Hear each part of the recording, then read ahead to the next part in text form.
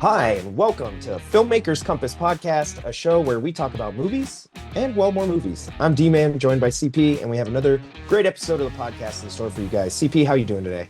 I am doing great. How are you doing, man? Fantastic. I actually have quite a few shout outs this week, which was great to see, and I'm glad that people are really enjoying the show. And last week's was a lot of fun, CP. I actually did end up watching 500 Days of Summer on Valentine's Day. So, Yay! yeah, I got to enjoy, my favorite rom-com according to my list. So, which was really great. And I think hopefully all of our listeners, hope you guys had a good Valentine's Day, Galentine's Day, steak and a BJ day. I don't know. Singles But Awareness Day, whatever you yeah, do. however you celebrate, hope you had fun. So, but I'll go ahead and jump into our shout outs. So, up first is at Boone, who said, D-Man, just listen to the podcast. Love the shout out. And damn, what fun for CP. Return of the Jedi is one of my favorite Star Wars movies. Dude, Boone, it was awesome. Thank you for listening, man. Yeah. And hey, Boone, I'd love to see how you rank the Star Wars movies because you said it's one of your favorites. And I mean, I would put it at probably number three, but I won't get into all that. Boone also did go on and list a bunch of rom-coms that he enjoys that we didn't really talk about. So he listed Serendipity, Palm Springs, The Big Sick, Crazy Stupid Love, which I wasn't necessarily a huge fan of. Crazy Rich Asians, which was great. I actually really liked Funny. that movie. Yeah, it was really funny. Can't Buy Me Love, Love Actually, which probably shows up on most rom-com lists if you Google them. And then The Wedding Singer. So, and that's something we didn't really go in on, CP. We didn't really talk about the Adam Sandler movies. He has kind of a slate of rom-coms himself. Wedding Yeah. Singer, 50 First Dates, and a couple other ones. Just go So, with it. Yeah. yeah. So, I mean, he kind of has, his own subgenre there Yeah. that he's working in. And then, interestingly, he listed Scott Pilgrim versus the World, a romantic action comedy, and one of his favorites, which That that's is kind of good a, one. Yeah. yeah, cool variation on, the rom-com. So up next in our shout outs is at Giraffe65, which is Ivor. He said, in response to National Pizza Day post that you did, CP, that he likes pastrami pizza, extra pickles. Okay. I've never Now, had pastrami pizza, and I don't know where you would get one. yeah, I would totally eat it though. I'd check it out, though. Yeah, Matt I'd Helson would absolutely. not, though, because he hates pickles. Yeah, He well, probably he hates, pastrami, too. yeah, he hates everything that's great. So, next up in our shout outs is my friend Chocolate, who said, dude, you mentioned Vision Quest in your podcast. I used to watch that movie religiously when I was wrestling in high school. LOL. No way. So yeah, Vision Quest, like I said, I think last week I mentioned, I was like, I don't know if I've seen that one. Well, I went back and Googled it, and I know exactly what movie you're talking about. And Chocolate, I'm glad you're listening to the show and enjoying the podcast. But more than that, I hope you got a chance to go back and rewatch Vision Quest. So next up is Eric Drucker, who said, did you guys see this or even know about this? I had no idea about this, and I just saw it, and it's awesome. What is this? What is it? Yeah. Eric Drucker, thank you for sharing. It was actually a cold open to a cable premiere of Star Wars The Empire Strikes Back. And this cold open was hosted by Darth Vader himself with the Imperial March playing. Yeah. So Drucker sent us this on Twitter, which we will retweet it. And if you're interested in actually seeing the video, you can check it out there. It was pretty cool. And I always love when people share Star Wars tidbits, media, or things that I've never seen because, well, I've seen a lot of them. That's true. I've never seen that either. I can't wait to check it out on Twitter. That's pretty crazy. And finally, for shout outs at Bad Cops Show. This is interesting, CP. It's kind of a different shout out this week, and I'm interested in what our listeners think about this. So I'll go ahead and read it, and then we can discuss a little bit. All right. Hi, my name is Chaim. I'm a filmmaker promoting my new series. Was wondering if you would be interested in having me on as a guest. I could help promote you as well on my channel. So, first of all, clearly he's doing a little bit of a shameless plug here, but I kind of respect it because why not? Yeah. But to you and to our listeners, would you guys be interested in us bringing on a guest to either talk about one of their upcoming projects or their career or different aspects of filmmaking, maybe even, some movies that they love. So just throwing it out there, figured I'd go ahead and read the comment and see what you guys think. CP, I don't think you would really like having our show taken over by a guest. Well, yeah. I'm curious to see what the audience has to say. Let's leave it at that. All right. Well, Mostly then because I'm worried about losing my job here. You might bring this guy in as co-host number 2, and then yeah, I'm done. you'll just nudge me out of the way. Yeah, that's what's gonna happen, man. Yeah.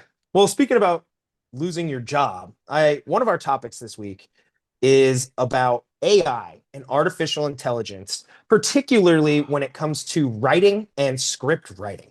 Damn it, man. I thought we had like 10 more years till we had to fight off Skynet. I know. And here's the thing. Particularly right now, the hot buzzword is ChatGPT, and that's in reference to a chatbot AI that can actually provide, contextual results based on the prompts that you give it, which is quite impressive, considering where AI was, 10 years ago, which was basically just science fiction, at least on a consumer level, right? Yeah, true. The questions that we're going to bring up, though, and what we're really looking at is what are the implications of having AI write you, say, a screenplay? So, for instance, does that eliminate a lot of screenwriter jobs? How are people going to use this tool?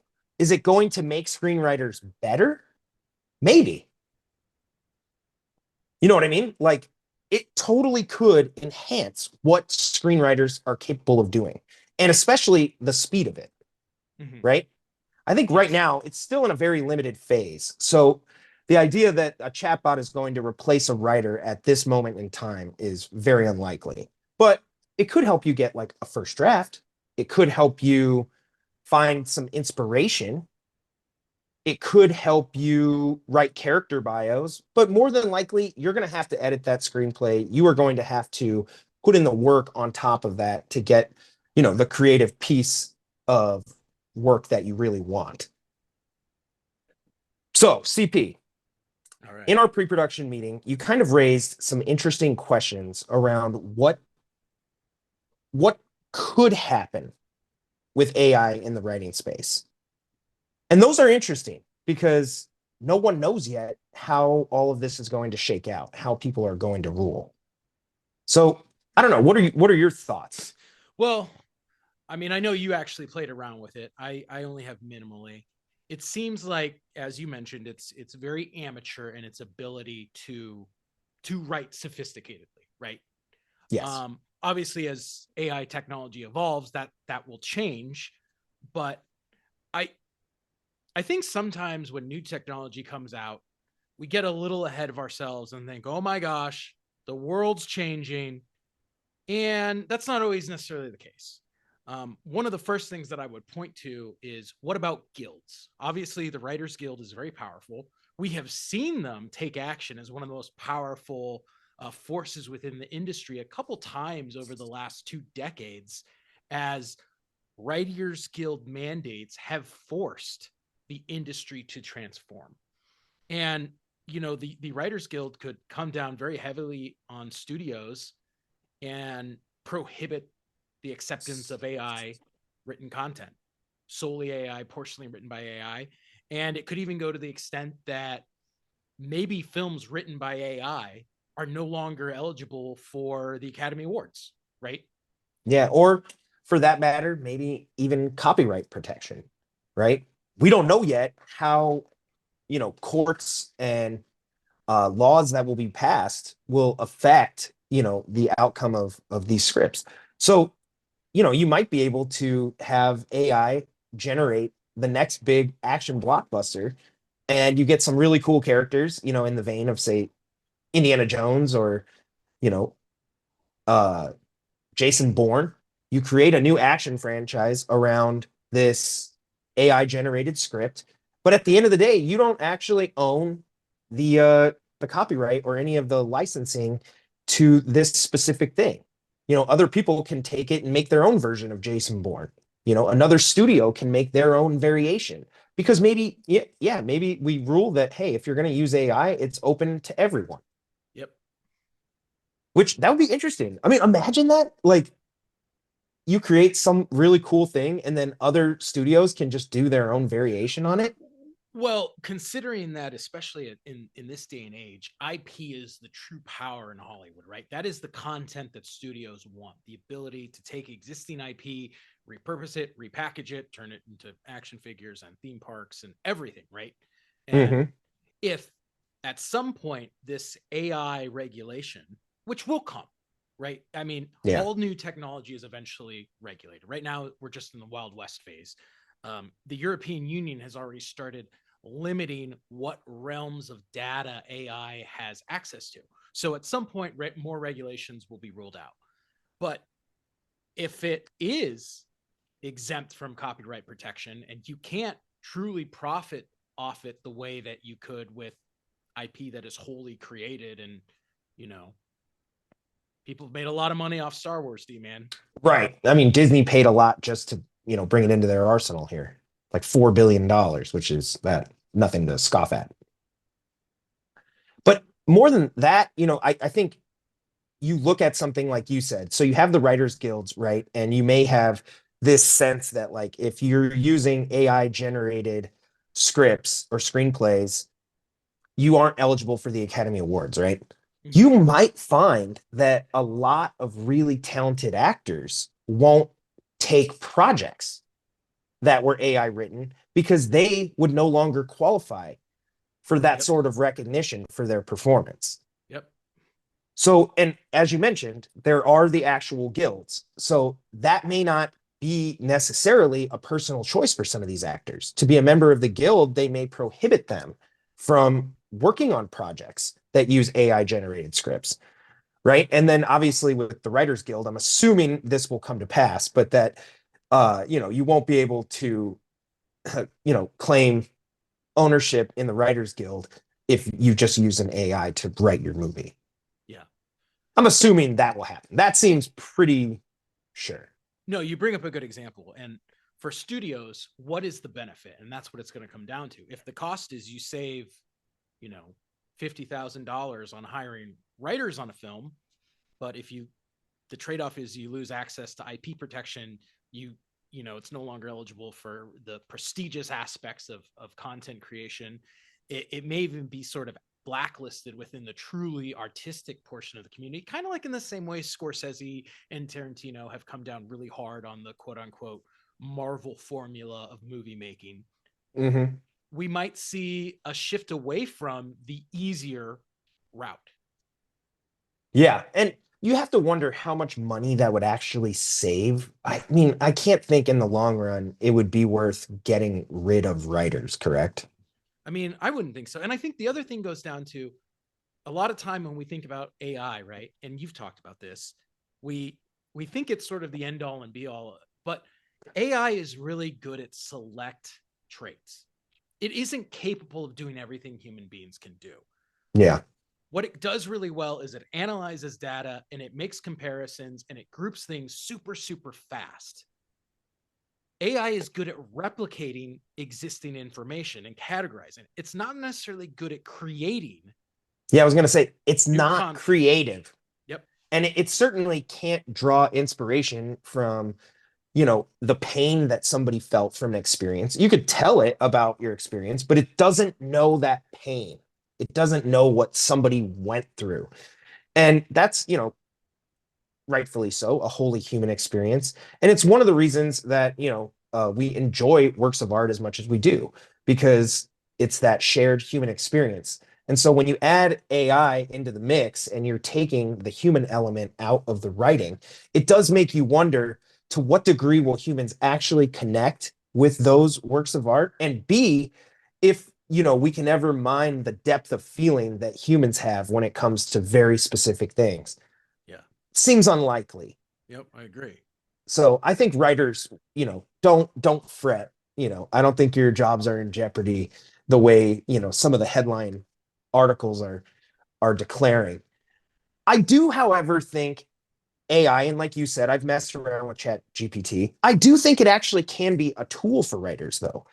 There, there is an opportunity to, toss around ideas and maybe gain some inspiration. It can provide you some outlines. It can summarize things for you. It can format things for you. You know, that type of stuff might be useful. Now, would that disqualify somebody from, say, you know, getting an award? I don't know. But I do think it could be useful and can definitely speed up some of the time gaps that It's funny exist for because writers. as you present it that way, it's almost like I feel the same argument probably happened in the 80s when there was a shift away from typewriter technology to PC technology, right? Yeah. The argument was, hey, it's a PC. Look, it can format it. I can delete and write faster. But there were still probably people holding on to the fact that it was different and it didn't count and it was a shortcut, right? Yeah. But when you frame it that way, you're like, no, it's really just a tool enhancing your ability to do what you're already doing. And as a creative and an innovative human being, you can work smarter instead of harder. And that isn't that at the end of the day, isn't that the end goal for all this technology anyway? Helps you work smarter, not harder. That's what I think. If it is used in that manner, then it can be very beneficial for writers, if you don't fight against it.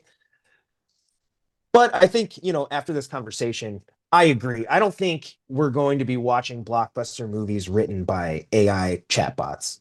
And the I other just thing don't think is, so. we don't know for sure what limitation, we talked about limitations from the government side, but OpenAI is co-founded by Elon Musk, who has been a very outspoken critic of artificial intelligence. How do we know that there won't be more regulations put on the technology from the creators saying, okay, it's not we don't want it to be moving into these realms, you know? Yeah. You know what's interesting too, though, is like, what if AI ends up writing like amazing stories? What if, what if we're like, damn, I want more of that.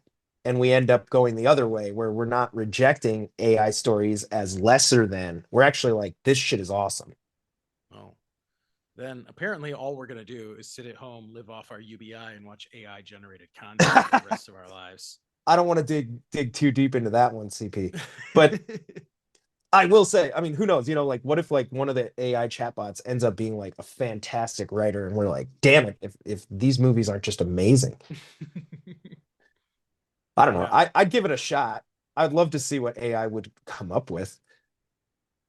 Because who Well, knows? Eventually, like right now, we're talking about AI generating words, right? Writing scripts. Who knows? Eventually, it might generate its own videos. Like, yeah, maybe.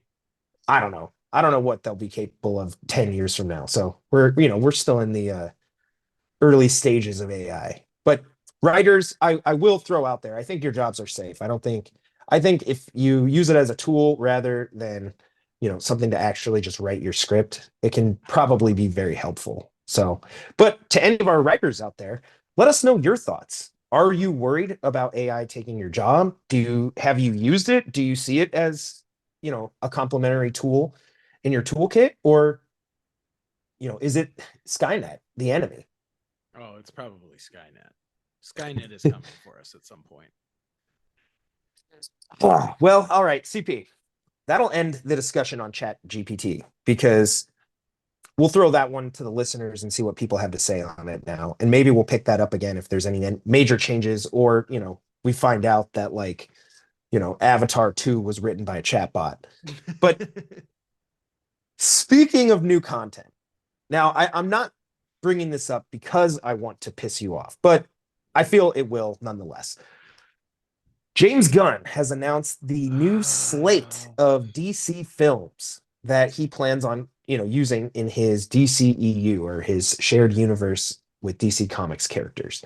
Now I'm going to throw this over to you because I know you're very passionate about DC and they have gotten some stuff right, some stuff wrong. We actually kind of talked about this a little bit when you went on your James Gunn rant last time. But what are your thoughts on the new lineup, on the new slate? It's interesting.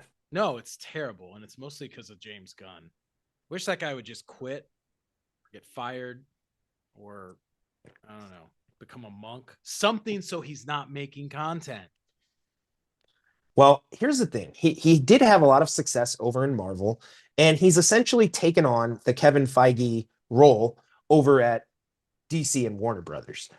So he has a slate of films here. Now, it is a little weird because some of them, they're kind of like no-brainers. And then other ones, you're like, what is that doing there?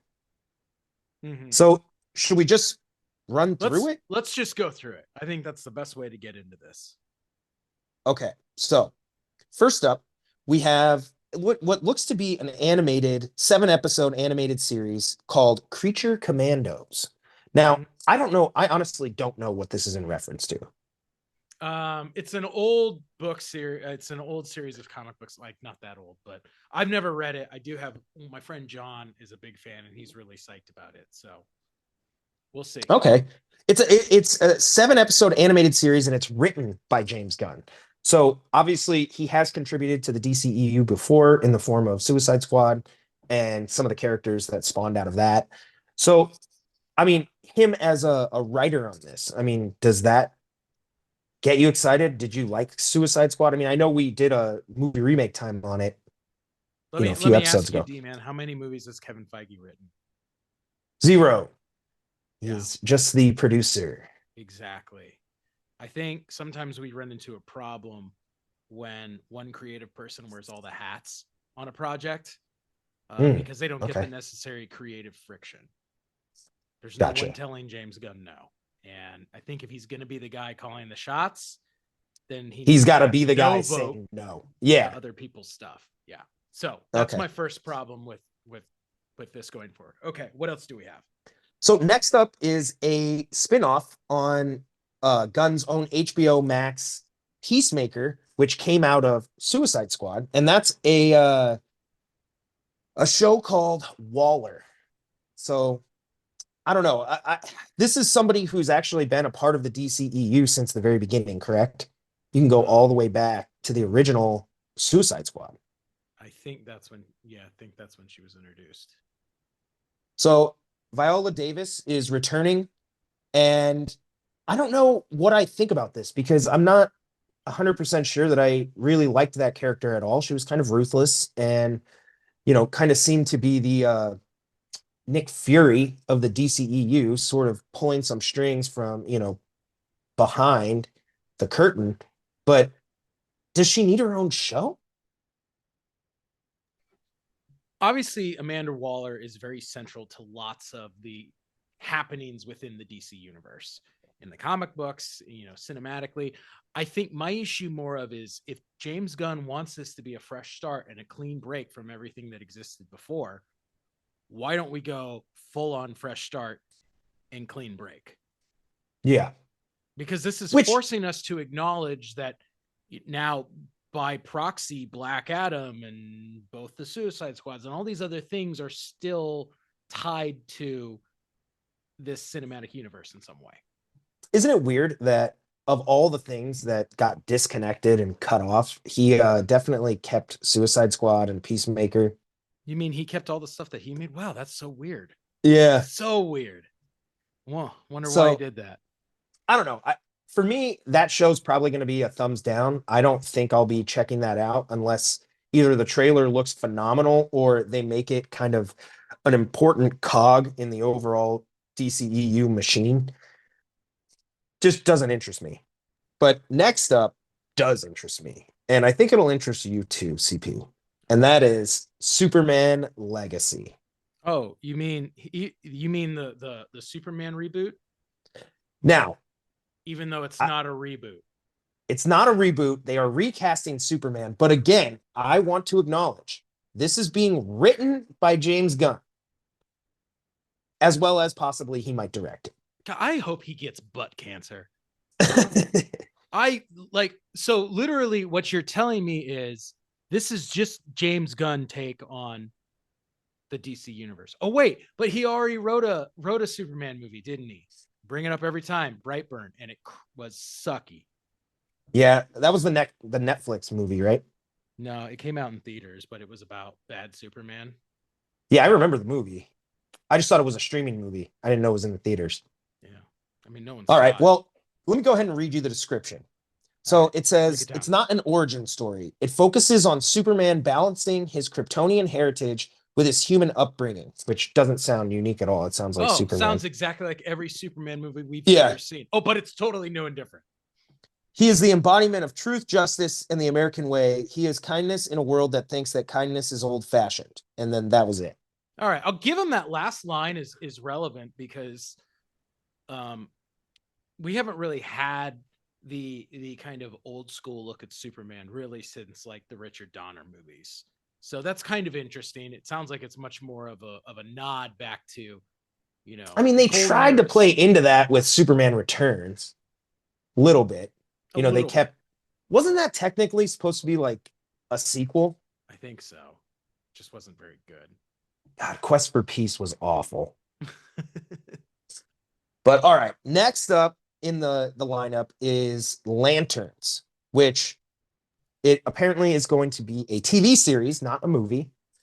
Um, and our vision for this is very much in the vein of True Detective. That's interesting. Tonally seems a little weird. However, HBO Max has been kind of floating this lantern concept for a couple of years now. Now, here's the real quick. This is the line that really got me with this, and this is why I'll check out Lanterns. This plays a really big role in leading into the main story we are telling across film and TV, which is great because that makes it sound like there is a main story that's being told, one that's bigger than any individual project. But see, that tagline is what Waller doesn't have. They're basically like, if you want to enjoy the DC stuff, you need to see this. And of which I will watch that. Yeah. And I'm interested, the whole True Detective take is interesting to me. I mean, like if you watch the Marvel shows over on Disney Plus, I mean, they seem rather cookie cutter. The only one, the exception being maybe WandaVision, which was playing around with the sitcom genre. But otherwise, they look like regular old Marvel fare. So I'm interested to see, a terrestrial based, I don't know, True Detective. Sounds Yeah. kind of cool. Yeah, that's kind of cool. So next up is The Authority. It's a movie based on a team of Oh, superheroes with rather extreme methods of protecting the planet. And one of the things of the DCEU is that it's not just a story of heroes and villains. Not every film and TV show is going to be about good guys versus bad guys, giant things from the sky. There are white hats, black hats, and gray hats. So they are kind of like Jack Nicholson in A Few Good Men. They know that you want them on the wall, or at least they believe that. Now, so okay. what's your take on that? Have you ever read The Authority? No, I have not. Okay.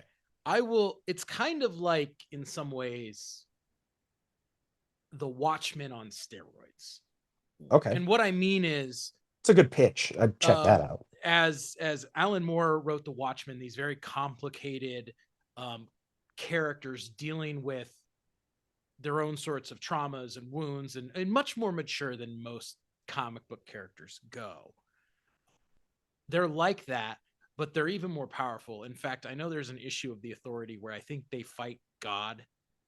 So okay, their powers are so, and this is from a Superman fan, their powers are so beyond the realm of the rest of the DCU. It seems like such a stretch at something kind of outside the mainstream for me. fight God. That's Yeah. oh wow. I might want to see that. So next up is Paradise Lost. They describe this as a Game of Thrones style drama set on the all-female island that is Wonder Woman's birthplace. How do you say that? Themyscira. Themyscira, filled with political intrigue and scheming between power players. I would absolutely check that out. Especially if they keep Gal for it. No, it says it's a prequel, so I don't know if she'll even have been born in this case, but I like the idea. I mean, they did a good job pitching it with the whole like Game of Thrones style. Now, first of all, I'll admit I've never watched Game of Thrones, but that interests, I would be interested in, a drama that is, maybe, I don't know, they're actually vying for a throne, but DC, but like bloody. Well, sex and and depending on how far back they go, it could actually be really cool between the old gods, the Atlanteans, the Amazons. There's lots of cool stuff. okay, so next up, The Brave and the Bold, which is a Batman and Robin story. Now, CP, what do you know about this? Well, I know it's based on the line.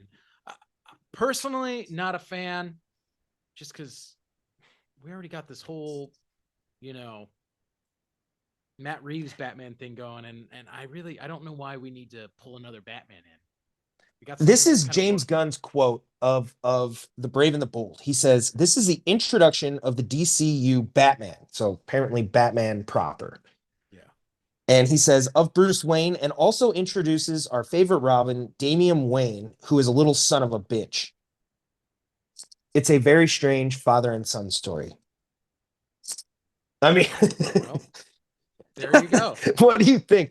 All right. I mean, first of all, CP, let's get your take on the Batman really quick. I mean, we don't have to do a total rewind here, but I mean, did you like the Matt Reeves directed Batman? Would you care if that was Batman Prime or I proper? I think that if that was Batman Prime, that would totally work well for what we have.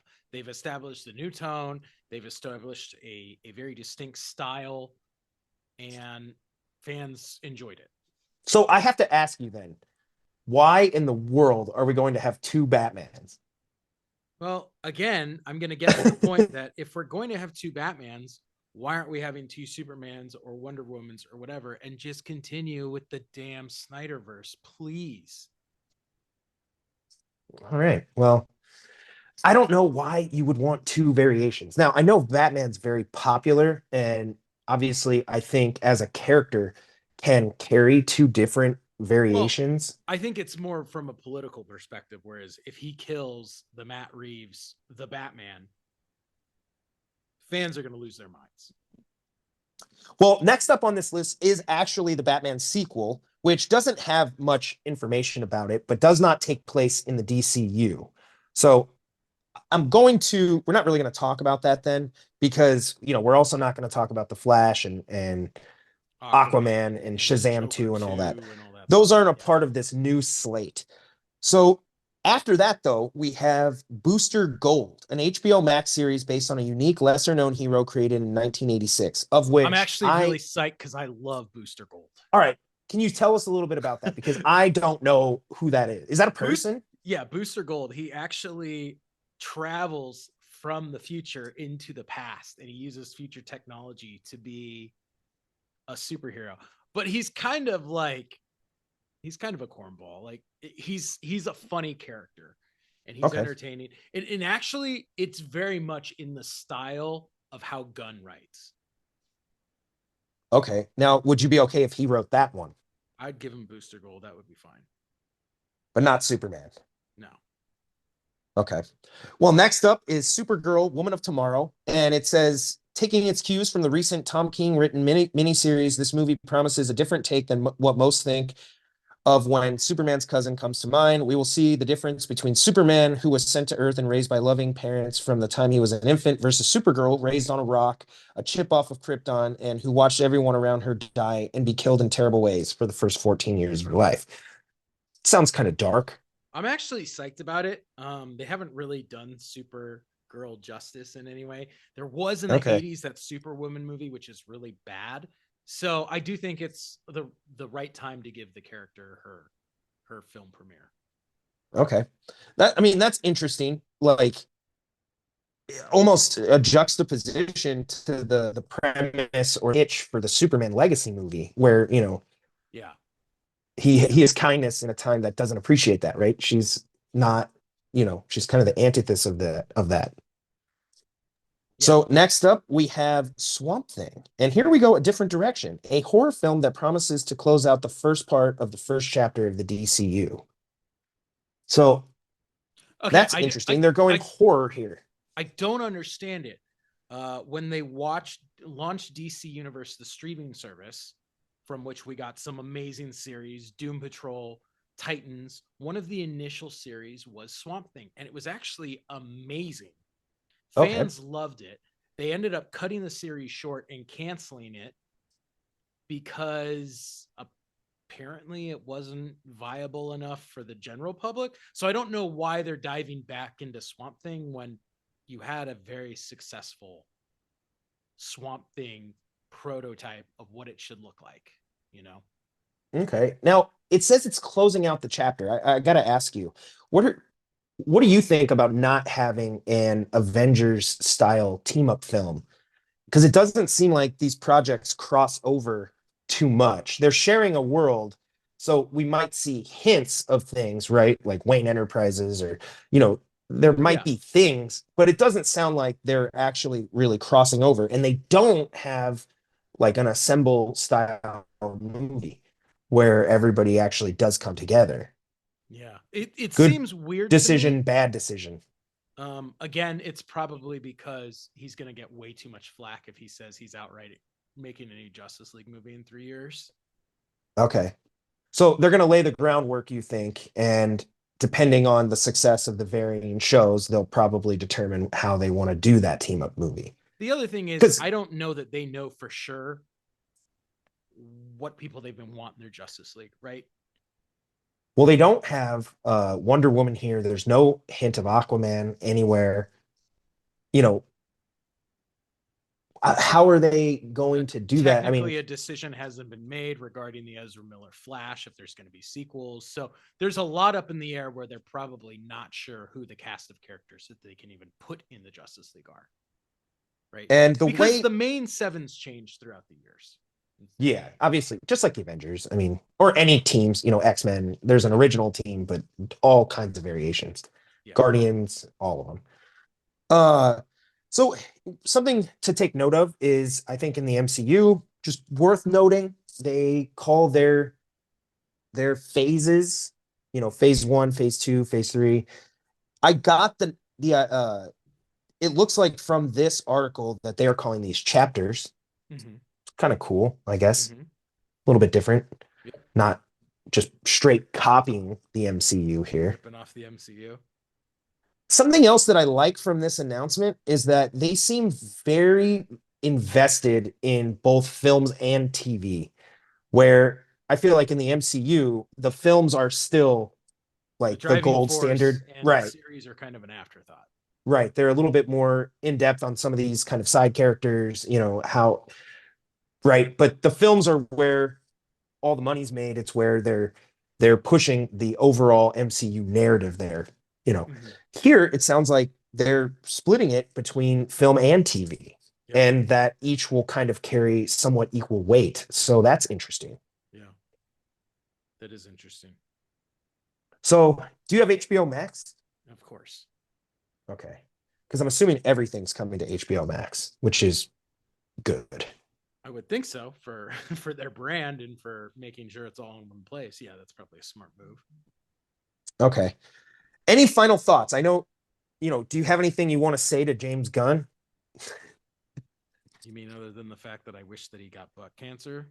No, No, anything else besides that? Not really, man. My biggest criticism is this. And when you look at cinema in general, right? I think that this is a very important thing to remember. How many of Spielberg's greatest films came later in his career versus early in his career? I mean, he has a great early and middle, but late in his career, it's only been all right. What about, Christopher Nolan has some amazing films early on. He's got some good films later on. True. Kind of the same thing I feel with George Lucas. And I think it's because when you're a visionary creator, having to truly innovate and push the limits of cinema and storytelling, part of the way that you do that is when you have executive producers and studio heads telling you no, forcing you to be creative and truly create truly push your craft to the limits within the structure and the framework and the limitations that are put on you. Ooh, George Lucas hated that. But there we comes got a Star point Wars. where George Lucas or Christopher Nolan or Steven Spielberg, everyone looks at them and says, how am I supposed to tell this guy no? Yeah. And the problem is, I think that with James Gunn taking such a central creative role within this DCU, he does not have the creative friction that he needs as a storyteller to truly put the best product out there. That's my major concern. Because I love these characters and I want to see them done right. Now, are you open to being proven wrong here? Would you love to be proven wrong? I mean, I would love to be proven wrong. Okay. I mean, so you're rooting for its success is what I'm saying. You're not rooting for it to fail. Oh, I don't know that I'd say that. Oh, I'm expecting it to fail and I want it to fail, but I will be very happy to admit that I'm wrong if it's awesome, incredible. And if you've listened to the show, I've done it with the Snyderverse. I hated Zack Snyder. I hated his vision till we got the full peek at what it truly was. And I came around and apologized to him all the time on Twitter. He doesn't respond back, but hey, at least it's out there. All right. Well, that does it for our discussion on the upcoming DC slate. Keep an eye on those movies, and I'm sure we'll talk about them when they come out. Speaking of that, CP, I did want to ask you before we close out this episode, are you planning on seeing Ant-Man and the Wasp: Quantumania? I will be. I will be watching it. Yeah, I'm going to go. So it's not this weird, weekend though. It is one of two with a rotten score so far. Yeah, I mean, obviously I haven't seen it, so I don't know any spoilers or anything, and I avoid reviews until after I see a movie. But I mean, I have just been on Twitter and stuff, and the consensus was that it doesn't quite feel like a proper third film in the Ant-Man trilogy, as opposed to a major setup for Kang. Yeah. Which I guess what people are just complaining about is they're like, I wish maybe this movie was not more self-contained, but wasn't just being used as a launch platform. Yeah. I think that's how people are taking it. So I'll go into it with that in mind. I'm still hoping it'll be really good. I mean, I think in the trailer, Kang looks great. I have no idea. The trailer's done a good job of definitely making you think that Ant-Man could die. Yep. Yeah. So that's in the cards. I don't know. There's enough there from a Mantle standpoint. Obviously, his daughter's there with, somebody else could pick up that mantle if he does go. So I thought that was well done because, I don't know, he might die. I guess we'll see. So I'm also just looking forward to going to the movies, man. I love going. So listeners, give us your thoughts on the new DC slate. And if you've seen Ant-Man, let us know your thoughts. Spoiler free, please. Or send the spoilers. That's fine. No, I got to see this movie. I mean, it's my own fault. I should have gone, like the opening night and not waited. But what are you going to do? So, all right. Well, that does it for our episode this week, CP. Interesting topics. Like I said, I'm very, very intrigued to see what our listeners have to say regarding possibly bringing guests on, what they think of ChatGPT and how that will influence, screenwriting, whether good or bad. And of course, what do you guys think about the new DC slate and James Gunn in particular? Because I want to say this while we are still on air, but CP loves James Gunn, and that I just wanted that out there. Wow. You're a terrible person. Just wanted to put that one in the interwebs too, Wow. Thanks, man. Really appreciate it. So, all right. Well, you can be sure to follow along with the show at filmmakerscompass.com, where we have all of our social media links, as well as a feed of all the newest episodes of the podcast. You can follow me at Big Kid D-Man. You can follow CP at NDCal5. Thanks for checking out this week's episode. We hope you have you back here next week. In the meantime, keep watching movies.